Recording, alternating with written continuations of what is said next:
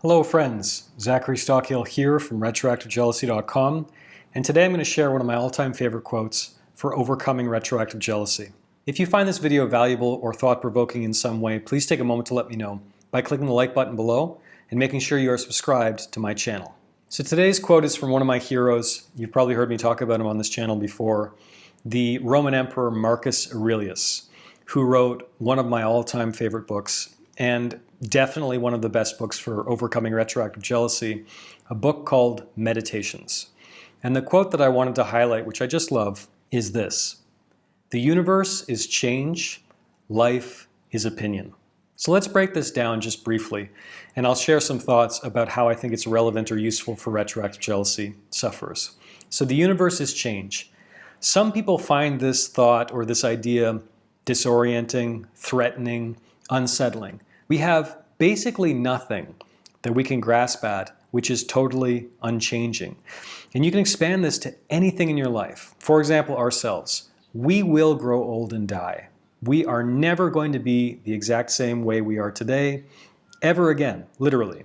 Your partner is not the same person they were a year, a month, 10 minutes ago. We are in constant motion. This is one of the reasons why I love the analogy of looking at people like a whirlpool. So we can look at a whirlpool and say there's some there. In other words, we can see some shape, some location. We can point at that and say there's a whirlpool. And that's a specific whirlpool. However, the nature of the whirlpool is constantly changing, right? There's this constant flow of water in and out, and thus the whirlpool doesn't really have any fundamental essence. We can't point at that whirlpool and say that thing never changes, that's always going to be the same whirlpool, because the whirlpool literally changes second to second, moment to moment. Human beings are the same thing.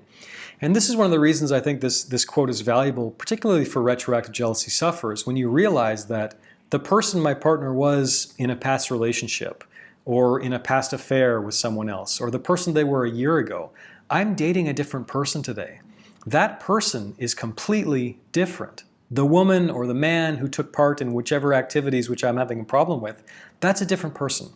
And all I really have is my partner in the moment in which they're currently with me. Similarly, whichever impressions that someone else may have had on my partner or the impressions that I imagine they had on my partner are completely illusory. And those are changing constantly. You can apply this idea about the universe being change to literally everything. I often say that people imagine memories to represent a high-definition videotape, when in reality, memories are kind of like psychedelic, impressionist paintings which haven't dried yet, with still running wet ink. Our memories are not as static or fixed as we imagine they are. No one's memories are as static or fixed as we imagine they are. The universe is change, and that's all we know for sure. Life is opinion. What does this mean? It means that even though we have precious little to grasp in life and say this is static, this is fixed, I can hold on to this, one of the precious pillars of life, one of the only precious fundamental basic truths of life that everyone has access to at all times, is that we are free to tell ourselves whichever story about life we want. We have the ability to choose our perspectives. We have the ability, in large part, to choose our thoughts, or at the very least, how to respond to our thoughts, and to disregard thoughts that aren't serving us, and to tell ourselves new thoughts. We have this power. Life is opinion to a considerable extent. To give you an example, if you're currently watching this and struggling with retroactive jealousy, you're probably telling yourself a very particular story about your partner's past, or about the significance or not of your partner's past. And if you don't like that story, start experimenting with telling yourself a new one. I realize this can be easier said than done, but what's the alternative?